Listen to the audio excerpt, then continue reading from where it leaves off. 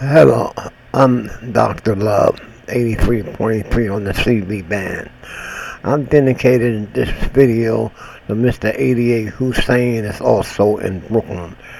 He is a CB operator and he talks shit, but this is for him, only for him. Don't take this video defensive, anybody.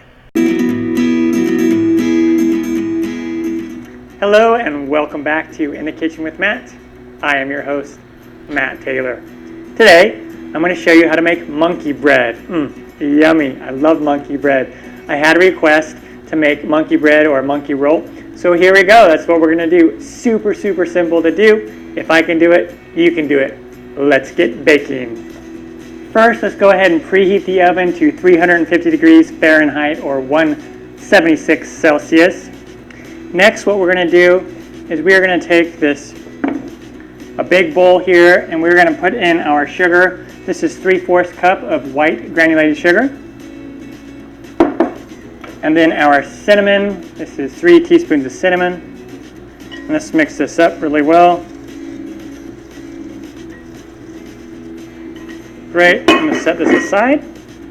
And now we want to prep our dough. This is just biscuit dough that's pre-made that comes in a container. This is the simple part. Now you can use whatever dough that you want.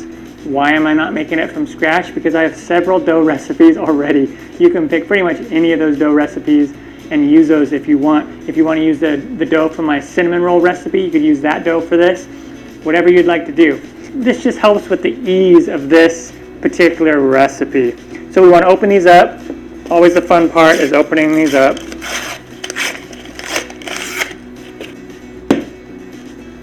Alright, sometimes they're a little hard to open, and then we're just going to take these out. I also have a homemade biscuit dough recipe that you can use that as well. Now we want to cut these into 4 pieces. You could use a pizza roller like this if you want, or you could use a dough cutter like this if you want, or use a knife. Easy peasy. So you want to do that with all of them.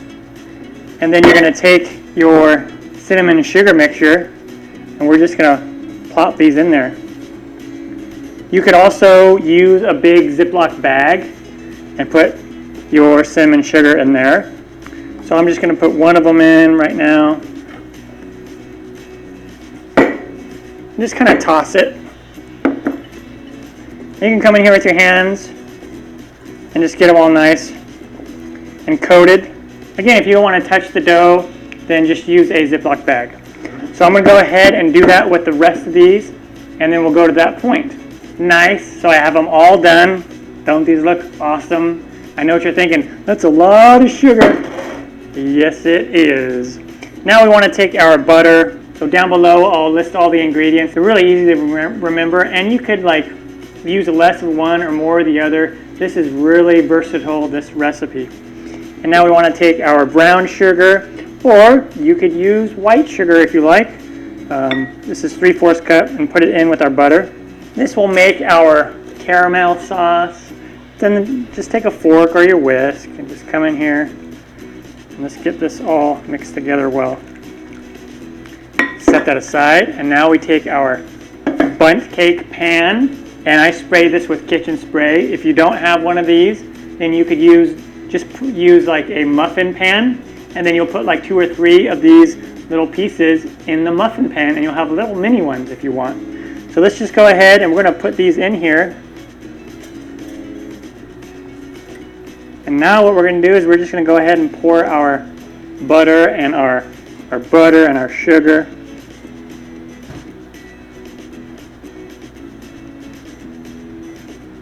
I don't usually use all of it. A nice gooey mess. Now we're going to bake this in the oven, 350 degrees Fahrenheit, like I mentioned, for 25 to 30 minutes until it gets nice and golden brown on the top, and it's going to puff up. It's going to be awesome. All right, and when it comes out of the oven, it'll look something like this. Nice. Now we're going to let this sit and cool for about 5 to 10 minutes. Now what we want to do, after it's been resting for a while, the bowl is still a little warm, and I can see that there is a little bit of liquid caramel in there. That's okay. So what you do is you can take like a sheet pan and put it underneath, just to catch any extra, and then you could just turn it over right on top of this if you want. I like to take a plate that has like a lip on it like this, because that will catch excess caramel as well. And just go ahead and flip it over like that, and then the extra caramel is gonna, yeah, wow, yummy, yummy, yummy. Look at that. Now this monkey bread or pull apart bread, it's meant to be eaten warm. You could also do like a glaze, and you can put it on top, kind of like what you would do for like cinnamon rolls. Really, really cool. I'm gonna come in here, grab a piece and just show you. Look at that, all nice and gooey. It's soaked up that buttery caramel. All right.